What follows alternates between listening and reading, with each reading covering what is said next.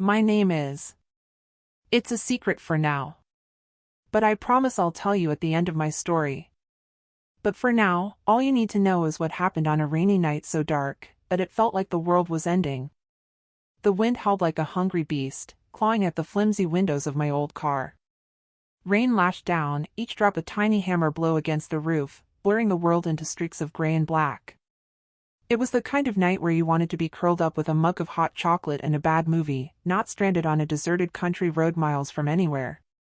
But here I was, tires spinning uselessly in the mud, the sickly sweet smell of burning rubber filling the air. A deer had darted out of nowhere, and in swerving to avoid it, I'd ended up in the ditch. My phone, of course, had decided this was the perfect time to die. Panic gnawed at the edges of my composure. Darkness had fallen fast, swallowing the familiar landscape and turning it into something menacing and unknown. Every rustle of leaves, every snap of a twig, sent a jolt of fear through me. This wasn't my neighborhood, this felt wild. Then I saw them. Two glowing eyes in the beam of my headlights, reflecting back at me from the edge of the woods. Not the small, timid eyes of a deer. These were larger, intelligent, and held a predatory gleam that sent a primal shiver down my spine. My breath hitched. Wolves. Real, wild wolves. Everyone in town had stories, warnings whispered about staying out of the woods after dark. Now, those stories felt terrifyingly real. My heart hammered against my ribs as the eyes moved, and I realized there was more than one. Shadows shifted between the trees, and I could hear soft growls, low and guttural. They were circling, curious, assessing.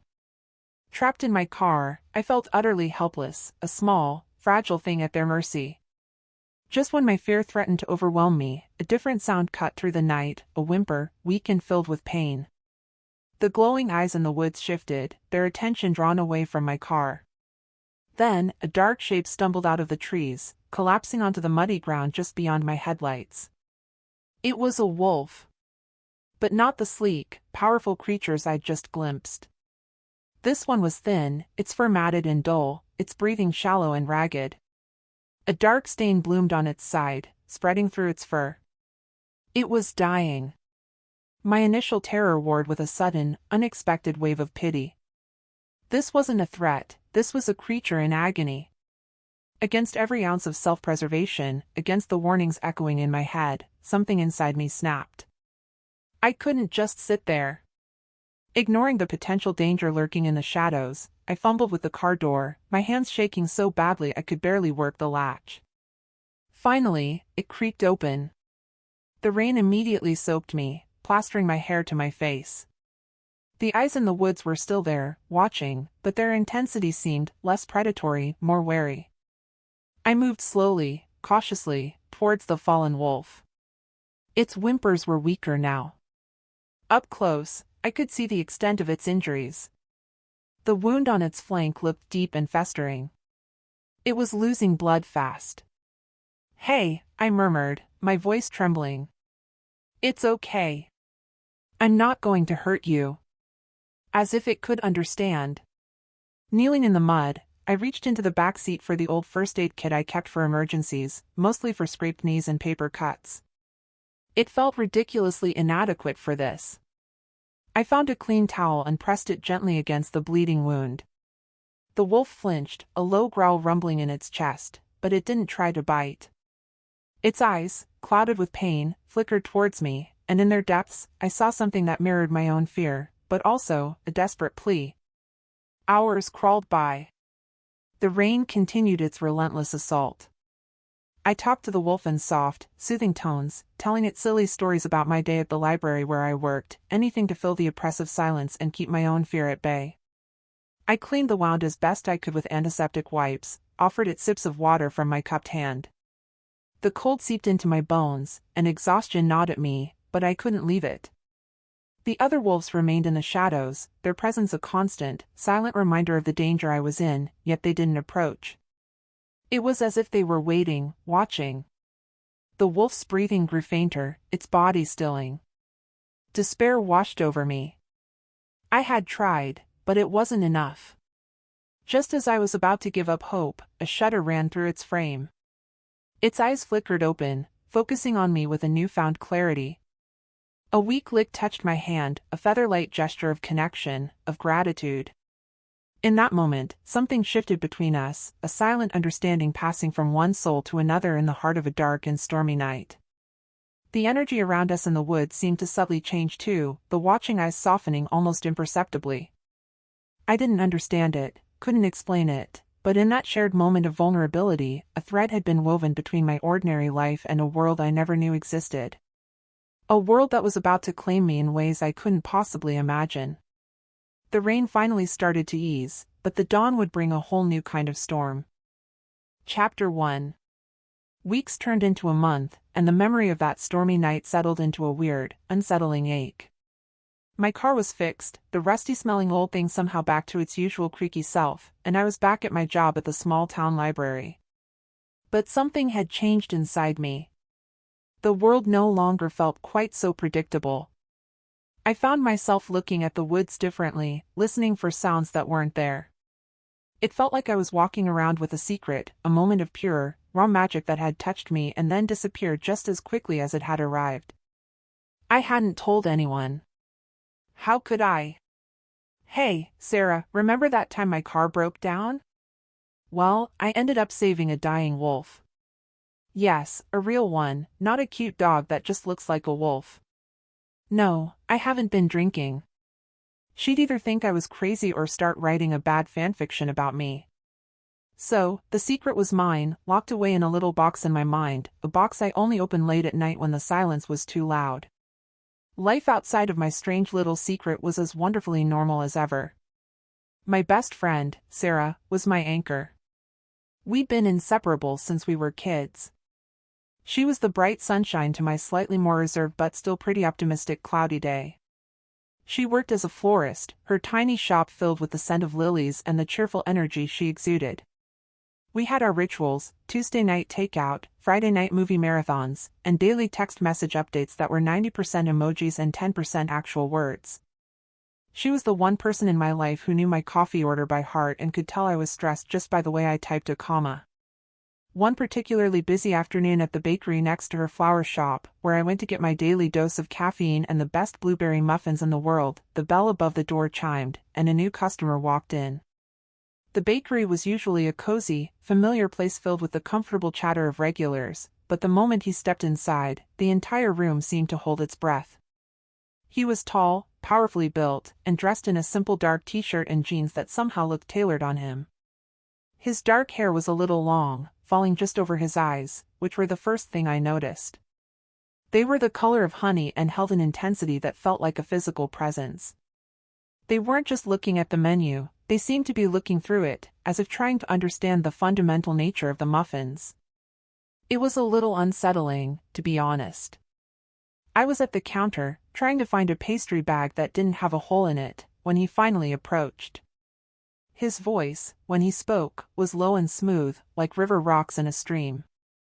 "Just a coffee, Black," he said, but his gaze was fixed on me, and a strange jolt, like static electricity, ran up my arm. I fumbled with the cup, nearly dropping it. Coming right up, I managed to squeak out, my voice sounding a little too high-pitched for my liking. I was usually much more graceful. I blamed the lack of sleep from all the weird wolf dreams I was having. As I worked the coffee machine, I stole a quick glance at him. He was standing there with a stillness that was both calming and unsettling. He was completely at ease, yet his posture held a coiled tension, like a wild animal just before it pounces. "Here you go," I said, sliding the cup across the counter. Our fingers brushed for a fleeting second, and that same strange jolt went through me again. He didn't flinch, but his eyes, for just a moment, seemed to spark. "Thank you," he said, his voice just a little deeper this time. He took the coffee, his hand brushing mine again as he took the cup, and the spark felt stronger, almost like a current. I pulled my hand back quickly, a blush rising on my cheeks. He didn't say anything else, but he didn't leave either. He just stood there, stirring his coffee, his intense gaze fixed on me. It was weird. It was like he was trying to commit my face to memory. I was used to being invisible. I worked at a library and a bakery, two places where you were mostly just a backdrop for other people's lives. This was new. Finally, he turned and walked out, his silent departure leaving a void in the air. The bakery suddenly felt loud again, filled with the cheerful chatter I hadn't even realized had gone quiet. Sarah, who had been across the street tidying up her flower display, came rushing in a few minutes later, her eyes sparkling. "Okay, spill," she said, leaning against the counter. "Who was that?" "Who was what?" I asked, trying to sound innocent while my heart was still beating a little faster than it should be. "Don't who was what me." "The brooding stranger who just walked out of here. He was practically giving you the 'I'm watching you' look, but in a very attractive way." She wiggled her eyebrows playfully. "He's just a customer." "He got a coffee," I said, shrugging, trying to downplay the unsettling feeling that was still lingering. "Oh, honey, he was not just a customer. That's a fated mate look if I've ever seen one, and I read enough paranormal romance to know a thing or two." She laughed, a bright, bubbly sound that broke through my tense thoughts. "He's got that 'I'm so dangerous and mysterious, but I'll secretly die for you' vibe. You should go after him. Sarah, please. He's probably just a tourist or something. I'm not going to chase after a stranger who stares at me a little too intently. Well, if he comes back, get his number. Tell me all the scandalous details. I'm living vicariously through you." She gave me a wink and grabbed a muffin, her face lighting up as she took a bite. This is what love really tastes like. Brooding strangers can wait." She was right, of course. Muffin love was far more dependable. But as I went about the rest of my day, I couldn't shake the image of his eyes, the strange current that had passed between us. The wolf from the woods had felt like an impossibly distant dream, but this man, this Daniel, felt close. A new, unsettling, and strangely intriguing presence had just entered my ordinary life, and I had a feeling it wasn't going to be leaving anytime soon. Chapter 2. Daniel became a fixture in my daily routine. Like clockwork, he'd show up at the bakery around 3 in the afternoon, just as the post-lunch rush was starting to die down. He'd always order the same thing, a large, black coffee. Sometimes, he'd get a single, lonely-looking croissant, but mostly, it was just the coffee. Our conversations were as predictable as his order. We'd talk about the weather. "Looks like it's going to rain again," he'd say in his low, steady voice. I'd agree. We'd talk about the bakery specials. "That banana bread smells good," he'd note. I'd tell him it was a new recipe. The conversations were simple, surface level, and yet, they felt charged with something unspoken, a quiet tension that hummed beneath every word. It was a little like two magnets being slowly pulled closer together, the air between them thick with a force you couldn't see but could definitely feel. My internal monologue was a whole other story. It was a non-stop, running commentary. "Oh my God, he's here. Calm down. Just act normal. Don't drop the coffee pot. Don't say anything weird. Okay, he's smiling. That's a new one. What does it mean? Does he have a secret puppy? Why else would he smile like that?" It was exhausting, but also exciting. My days, which had been so predictable, now had a focal point, a specific moment I found myself looking forward to with a nervous flutter in my stomach. Sarah, of course, was having a field day. She'd often pop her head in from the flower shop next door, a mischievous glint in her eyes, just to observe. "He's doing the brooding thing again," she'd whisper text me from across the street. "Look at him, leaning against the counter like a lost king." I'd roll my eyes and send her a rolling eyes emoji, but I couldn't deny she was right. There was an undeniable air of authority about him, an almost regal confidence that made him stand out in a crowd, even while he was just sipping coffee. It was strange. I worked with people from all walks of life, bank tellers, construction workers, artists, but none of them had this quiet, commanding presence. He was a paradox, intense and powerful, yet soft-spoken and oddly gentle. One evening, I was just finishing up my closing duties. It was a little past 7, and the street was dark and mostly empty. I was wiping down the glass of the front door when I saw a tall figure standing just outside, his back to the window, hands in his pockets. It was Daniel. My heart did a quick little stutter step. I finished locking the door, the bell jingling one last time. As I turned, he faced me. "Hope I didn't keep you," he said, his voice a low rumble in the quiet night. "No, I was just finishing up," I replied, a small tremor in my voice. Why was he waiting for me? My mind ran through a million scenarios. Was he lost? Did he have a question about the coffee beans? Was this a super elaborate way to ask for a muffin recipe?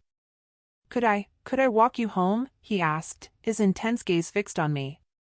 The question was simple, but the way he asked it felt like it held so much more weight, like it was a significant step for him. Hesitation warred with a strange, magnetic pull. A voice in my head, the logical one, screamed, "He's a stranger. A mysterious, brooding stranger. Don't do it." But another part of me, the part that had helped a dying wolf in the rain, was already saying yes. "Okay," I said, a small smile finding its way onto my face despite the nerves. "Sure." The walk to my apartment building was only about 5 blocks, but it felt both too short and infinitely long. The air was cool and crisp, but between us, it was thick with a silent, crackling energy. He walked beside me, his pace easy, his presence a warm anchor in the dark. We didn't talk much. I pointed out a funny-looking cat in a window, and he gave a low chuckle. I pointed to a couple arguing loudly across the street, and he gave a slight, almost imperceptible shake of his head. It was comfortable, in a way that defied all logic. I felt completely safe, more so than I had on that stormy night in the woods. As we reached the front of my building, I pulled out my keys, the small jingling sound breaking the quiet. I turned to him, feeling a flush of warmth on my cheeks. "Thanks for walking me home," I said. "You didn't have to." He didn't reply for a moment, his gaze unwavering. It was like he was searching my face for something, an answer to a question he hadn't asked. "I know," he finally said, his voice soft, almost a whisper. "But I wanted to." That simple sentence, so full of meaning, was all it took. The tension in my shoulders I hadn't realized was there completely eased. He wasn't just being polite, he had genuinely wanted to be with me.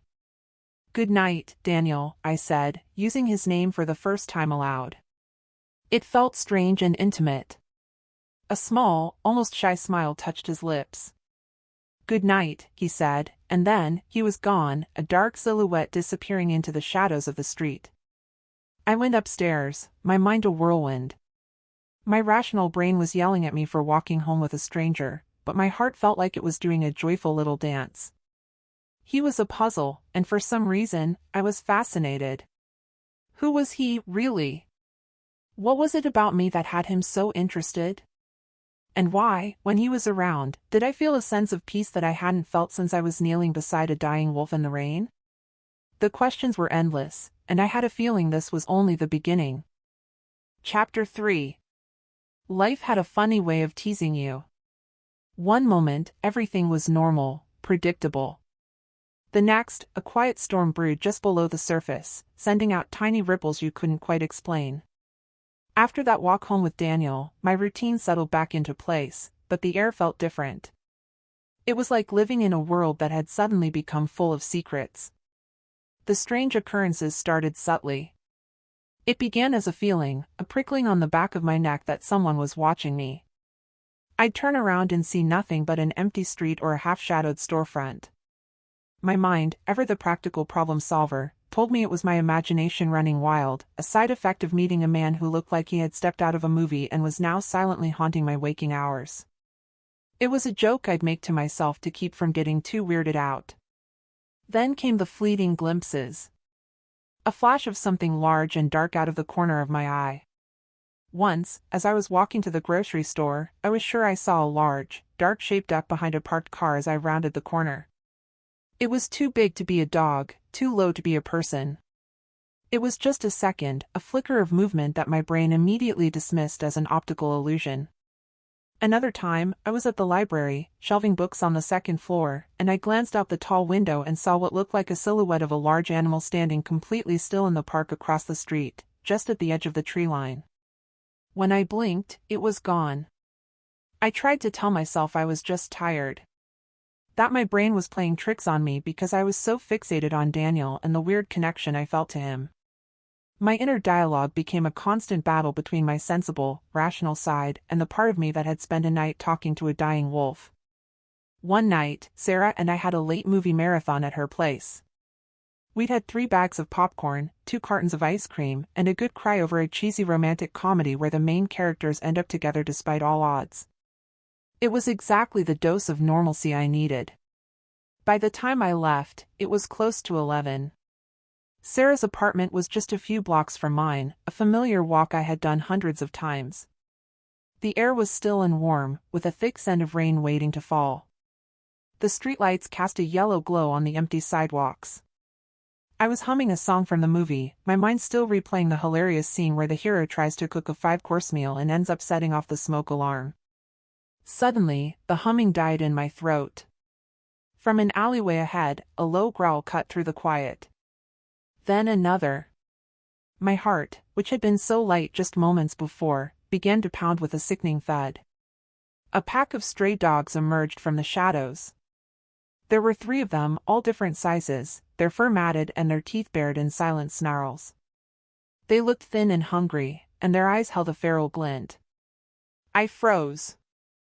Every instinct told me not to run. I remembered my dad telling me once that running just made animals want to chase you.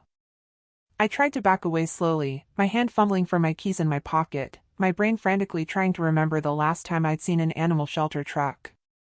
The dogs, however, seemed to read my fear. They started to circle, moving closer, their low growls escalating. One of them, a mangy-looking pit bull mix, took a step forward, its lips pulled back to expose sharp teeth. Panic, cold and sharp, shot through me. This was it. I was going to be mauled by a pack of stray dogs right outside a dry cleaner's. It was not a very glamorous way to go, I thought hysterically. Suddenly, a new sound, a deep, resonating snarl, echoed from the end of the street. It wasn't a growl like the dogs. This sound was primal, powerful, a sound that carried a weight of authority so profound that it made the very air vibrate. It was a sound that commanded obedience. The dogs froze, their attention snapping away from me and towards the shadows at the end of the street. Their snarls died down, replaced by a low whine. They pressed themselves against the building, their tails tucked between their legs, their bravado completely gone. From the darkness, a large, dark figure emerged, moving with a speed and grace that was impossible for a human. It was a blur, a fleeting silhouette that seemed to glide effortlessly. It didn't make a sound. The dogs, without a single bark, scattered, whining and whimpering as they disappeared back into the alley from which they came. The figure stopped, just a few feet away from me. As it stepped into the light of the streetlight, I saw him. It was Daniel. He wasn't breathing hard, wasn't out of breath. He was just there. His eyes, in the faint light, were not the warm honey I had seen before. They were dark, almost black, and held a raw, feral intensity that made my heart pound in a whole new way.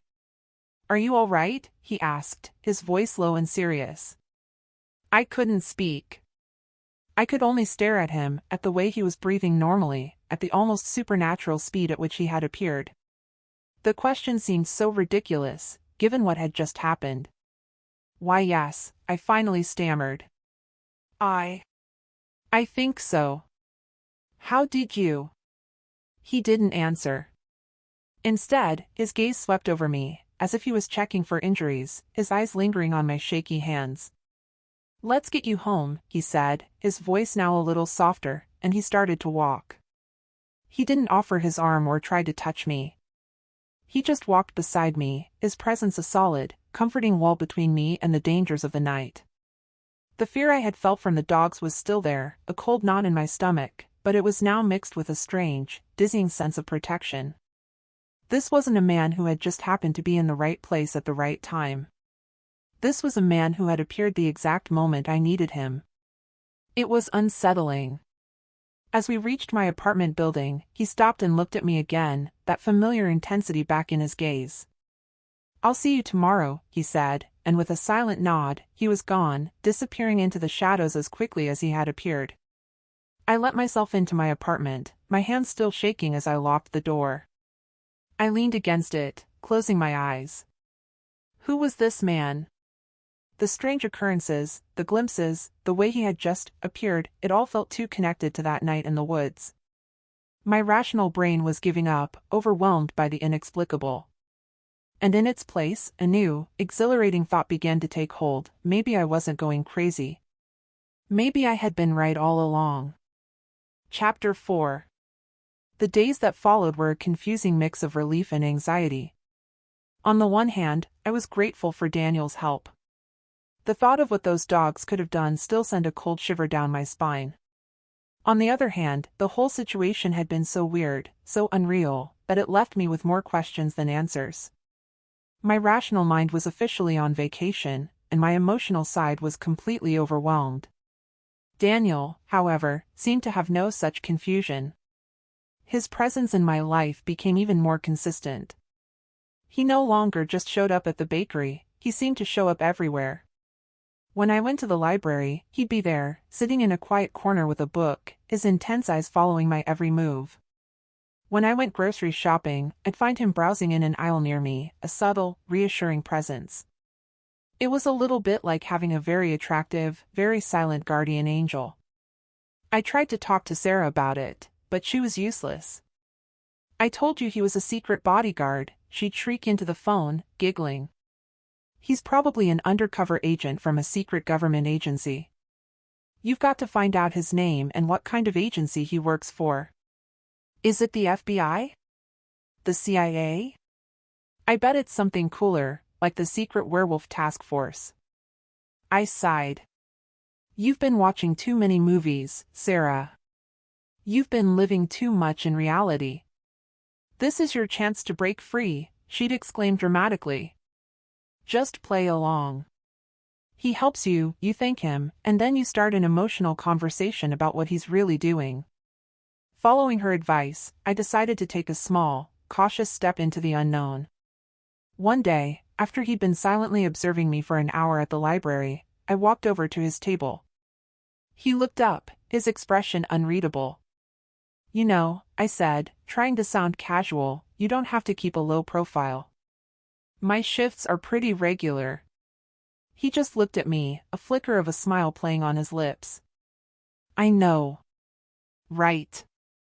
Well, since you're around, would you like some company?" That was the start of it.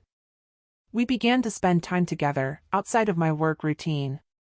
He'd show up at my apartment with takeout, and we'd eat dinner together, sitting on my small sofa, our knees brushing against each other. He was surprisingly domestic. The first time he offered to cook, I laughed. "What? You think a man can't cook?" he said with a playful grin, a rare sight that made my heart do a little flip. "No, it's just, you seem more like the type who lives on steak and fresh air. Not the type to get excited about making a casserole." He just chuckled, a deep, rumbling sound that filled the small space. He ended up making a delicious pasta dish, and it was so good, I had to eat my words. After that, he was always trying to find small ways to help me. It was so unexpected and charming that it started to chip away at my nervous anxiety. During these moments, I saw glimpses of a man beyond the intense gaze and quiet command. He could be surprisingly awkward, especially when he tried to tell a joke. His humor was dry, and he'd often deliver a punchline with a straight face, only to reveal his amusement with a quick, fleeting smile. One evening, we were watching a movie, and a loud clap of thunder made him flinch, his body going rigid for a second.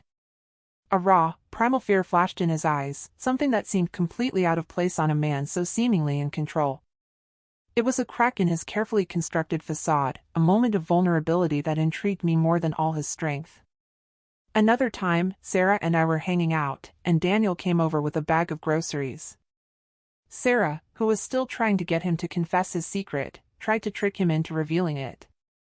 She started quizzing him on what kind of workout he did to get so strong. Do you lift weights? She asked, poking his arm playfully. He just shrugged. No, it's a new kind of workout, he said in a completely straight face. It's called resisting the urge to transform into a beast and chase rabbits kind of workout. I snorted and almost spit my coffee out. Sarah just stared at him with wide-eyed shock, her mouth agape. Daniel, seeing our reactions, finally cracked a genuine smile, a warm, genuine one that reached his eyes. Just kidding, he said, though his eyes held a mischievous glint that told me he was only half kidding. It was during these quiet moments of humor and shared vulnerability that the last of my fear began to fade away, replaced by a growing, undeniable fascination. Who was he, really? And why, with a million things he could be doing, was he spending his time with me? He was a puzzle, a human one, and I was so close to figuring it out. Chapter 5. As the full moon began its climb into the inky night sky, a deep, unsettling restlessness settled over me. It was a feeling that buzzed just under my skin, making it impossible to sit still. Every instinct screamed at me to go outside, to follow an invisible cord tugging at my chest. Daniel had been even more on edge than usual. He hadn't called all day, and a knot of worry had been forming in my stomach. Something was wrong. My rational brain was screaming at me to lock the doors and pretend everything was normal, but the part of me that had a connection to a dying wolf in the rain was already reaching for a jacket. The air was still and warm as I stepped outside, thick with the scent of damp earth and pine. The moon was a huge, luminous orb, painting the world in a soft, silvery glow. I walked with a strange sense of purpose, my feet moving as if they knew the way. The deeper I went into the woods behind my apartment, the more the restlessness eased, replaced by a strange sense of peace. This was where I was supposed to be. Suddenly, a sound cut through the quiet night. It wasn't the mournful howl I remembered from before. This was a low, desperate growl, a sound filled with frustration and a raw, contained fury. It was followed by a series of heavy thuds, a frantic scuffle that sent a jolt of anxiety through me. The sound wasn't of pain, but of a struggle. A fight. My heart began to pound with a sick, heavy thud. The sound was coming from a small clearing ahead, and against every ounce of self-preservation, I found myself walking faster, drawn by a need I didn't understand. I pushed through a thicket of bushes, my breath catching in my throat as I stepped into the clearing. And there he was. Lying on the ground, half hidden in the tall grass, was a magnificent wolf. He was huge, his coat a deep, rich charcoal, almost black in the moonlight. But he wasn't injured. He was struggling, his body writhing against a thick wire that was wrapped tightly around his front paw, holding him in place. A cruel metal stake was hammered into the ground, securing the snare. It was a human trap. The low, frustrated growls were escaping his chest as he pulled, his powerful muscles straining against the unyielding wire. This wasn't a fight against a rival pack. This was a battle against something he couldn't simply overpower, human cunning. I stood there, frozen in shock and a deep, gut-wrenching pity. My mind was a blur, but my eyes were glued to his. They were filled with a wild, frustrated rage, but as they landed on me, they softened. And in the soft glow of the moonlight, I saw it, the same warm, honey color I had come to know so well. The color of Daniel's eyes. All the pieces of the puzzle clicked into place with a horrifying, yet exhilarating, finality. The strange feeling of being watched, the glimpses of the dark shape, the impossible speed he had moved with, the way he seemed to know when I was in danger, the strange currents that passed between us. It wasn't a secret task force or a magic trick. It was him. He wasn't a monster, he was a person trapped in a wild, beautiful body. And right now, that wild, beautiful body was trapped in a very human snare. My first thought was a moment of sheer, almost hysterical, absurdity. He's a werewolf. And he's stuck in a trap. He can't just send a text for help, can he? The thought was so ridiculous that it actually calmed me down. I moved forward slowly, my hands trembling as I knelt beside him. His growls softened to a low rumble, a sound of curiosity, not of threat. "Hey," I murmured, my voice a shaky whisper. "It's okay. I'm going to get you out of here." I reached for the wire, my hands fumbling with the hard, cold metal. The wire was thick and twisted, and I couldn't get a good grip on it. He watched me, his honey eyes following my every move, as if in silent communication. I could feel his heat radiating from him, a deep, comforting warmth that was so at odds with the danger of the situation. I grunted with the effort, trying to untwist the snare. "Come on, you stupid thing," I muttered to the trap. Finally, with a loud snap, a part of the wire broke. I worked on the rest, and with a final pull, the wire came free. The relief was so profound, I felt lightheaded. He pulled his paw free, shaking it out, before a low, soft rumble of what felt like gratitude resonated in his chest. He looked at me, a silent question in his eyes, a silent acknowledgement that I now knew his deepest secret.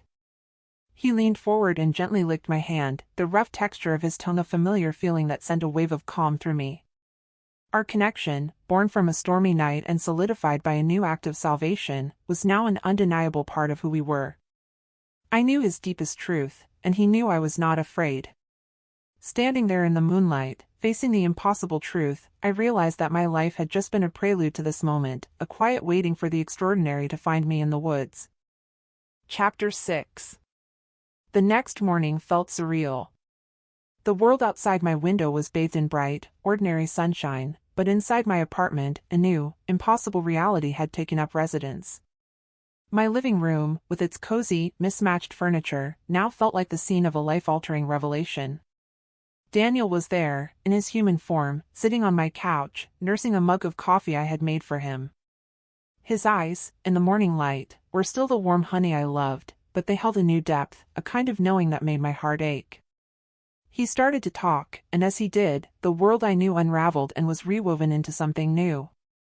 He spoke of his pack, of a hidden society of shifters living in plain sight, with their own rules and traditions. He was their alpha, their leader. The word itself sounded so ancient, so powerful, and it was attached to the man who had been so shy about his pasta recipe. He explained how they were bound by ancient laws, and how his position wasn't just about power, but about responsibility, to protect them, to provide for them, to lead them. He was not just a person, he was the anchor for an entire community. The weight of that responsibility was visible in the way he carried himself, and the subtle tension in his shoulders that I now understood wasn't just from stress, but from an eternal, ingrained sense of duty. He explained the claim, a concept that had once sounded so threatening in the story title. It wasn't about ownership. It was about destiny. An act of salvation from a human to a wolf, especially an alpha, forged a sacred bond. The moment I saved him, I became a permanent part of his life, and he, a part of mine. He had felt it the first time he had seen me. The pull, the silent, instinctual need to be near me, to watch over me, to claim me as his own. He was bound by tradition, but he was also bound by something deeper and more personal. "I didn't mean to scare you," he said, his voice low and full of a regret. I couldn't stay away. Every instinct told me to be near you, to watch over you. I couldn't trust anyone else with your safety, not when I knew what my world was like. And I didn't know how to explain it without scaring you away forever. My mind reeled. All the strange, unexplained occurrences finally made sense. The glimpses in the shadows, the way he had appeared to save me from the dogs. It wasn't him stalking me, it was him protecting me. I looked at him, at the sincerity in his eyes, and a wave of emotion washed over me. It was terrifying, yes, to have my entire perception of reality upended, but it was also incredibly romantic. To think that a powerful, ancient being would feel such a strong pull toward me, a librarian who was a little clumsy and could almost burn water, was humbling and deeply moving. I had to tell someone. I called Sarah, my voice a shaky whisper. "Can you come over?" Something happened. She arrived 10 minutes later, a bag of muffins in one hand and a worried look on her face. "What happened? Are you okay? Did that brooding handsome man finally confess he's a secret agent?" I just looked at Daniel, who was sitting quietly, his hand on my knee. "Sort of," I said, a little weakly. "He's not a secret agent. He's a werewolf." Sarah's eyes went wide. She looked from me to Daniel and then back to me. "A werewolf?" she said, her voice a mix of disbelief and excitement. She looked at me, at Daniel, and then back at me. A smile started to spread across her face, growing wider and wider until she was practically glowing. "So he is an alpha? Is he a rogue? Does he have a pack? Does he have a rival who wants to claim you too?" She was practically vibrating with a childlike glee. "I knew it. I knew it. I was right. It was a fated mate's story all along." Daniel, who had been listening with a tense, serious expression, let out a low, rumbling chuckle. "I'm not a rogue," he said, the corner of his mouth twitching. "And I don't plan on letting any rivals near her. I've already claimed her." Sarah squealed in delight, and for the first time since this whole wild ride had started, I laughed, a genuine, hearty laugh that made my shoulders shake. The tension that had been so tightly wound inside of me started to unravel, replaced by a sense of calm and a growing affection. Having Sarah there, normalizing the most abnormal situation of my life, was exactly what I needed. Over the next few hours, with the help of a few more cups of coffee and an entire box of muffins, Daniel patiently answered all of Sarah's questions, some of which were so ridiculous they made even him crack a genuine smile. He told her about their pack's traditions, their laws, and the beautiful, complex community that existed just beyond the veil of my normal life. Sarah was completely captivated, her initial fear dissolving into pure fascination.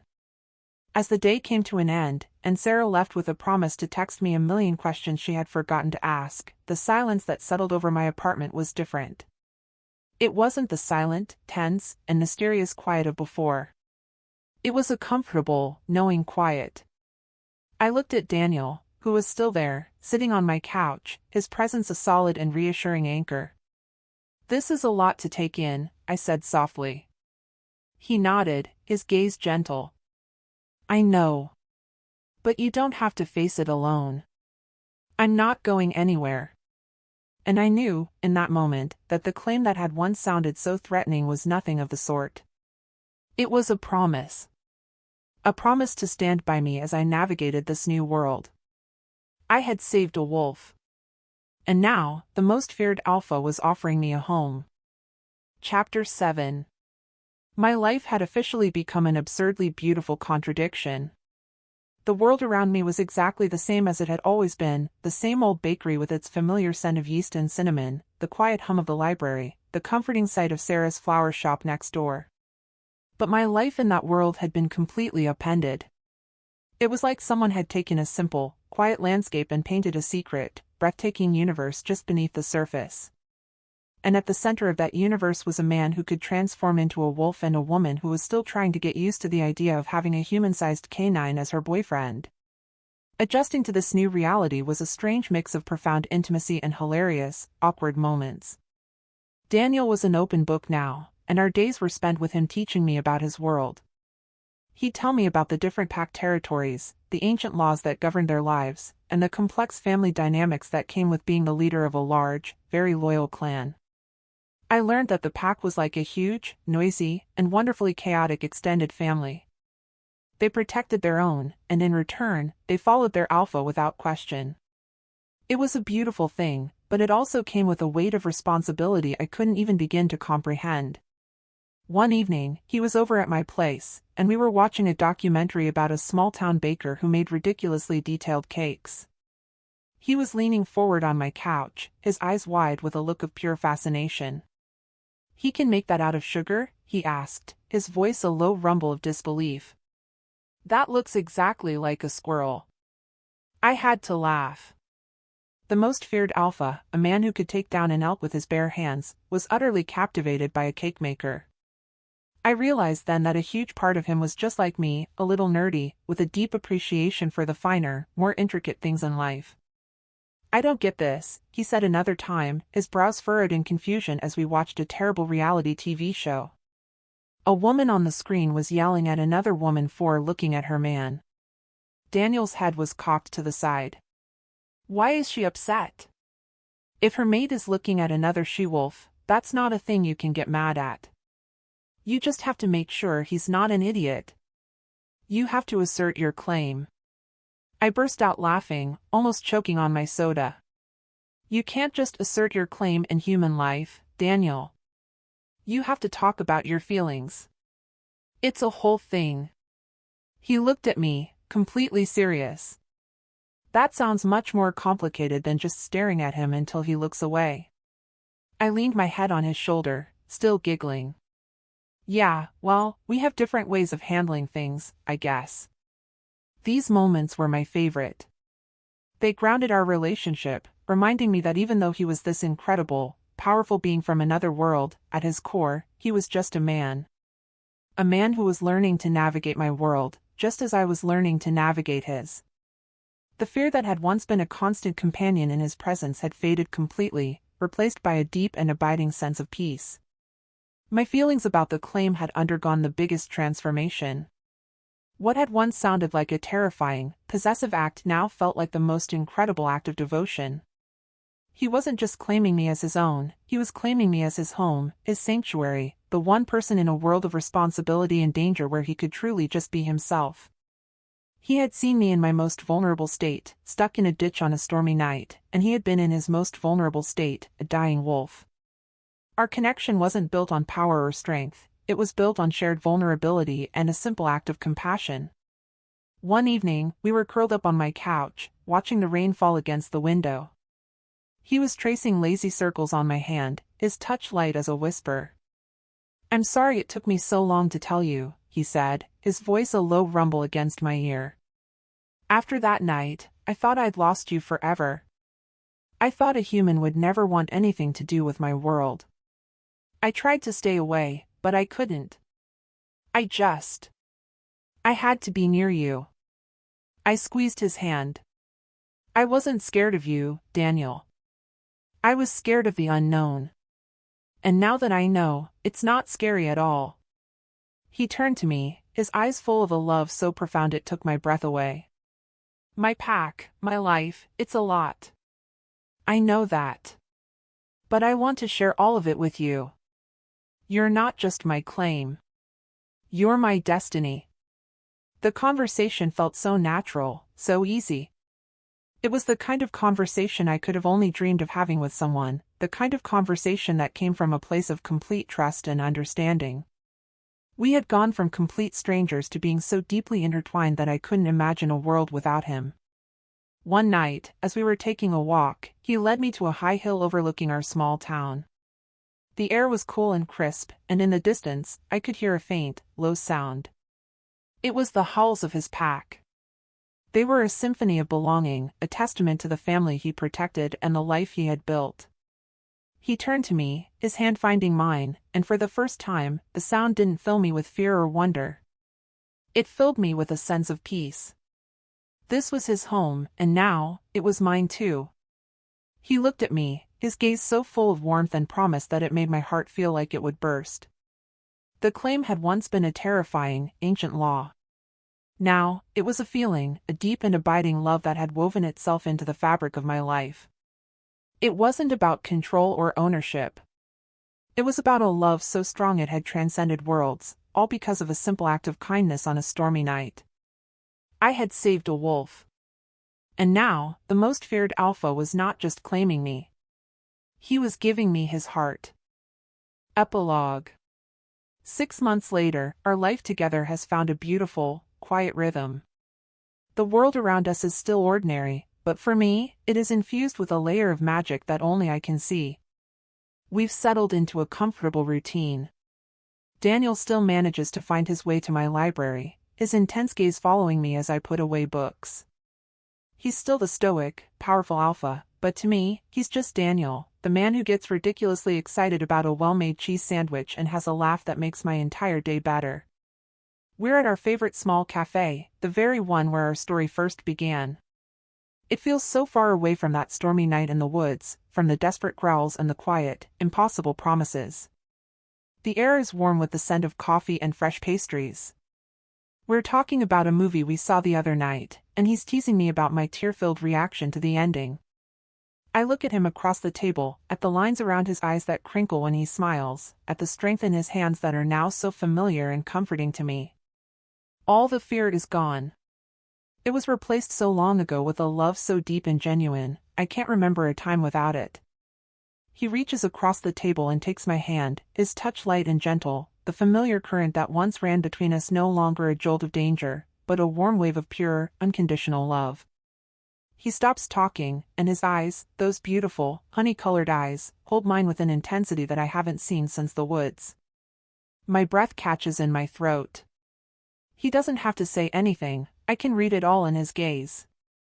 That night, in the rain, he says, his voice a low, steady rumble that is just for me.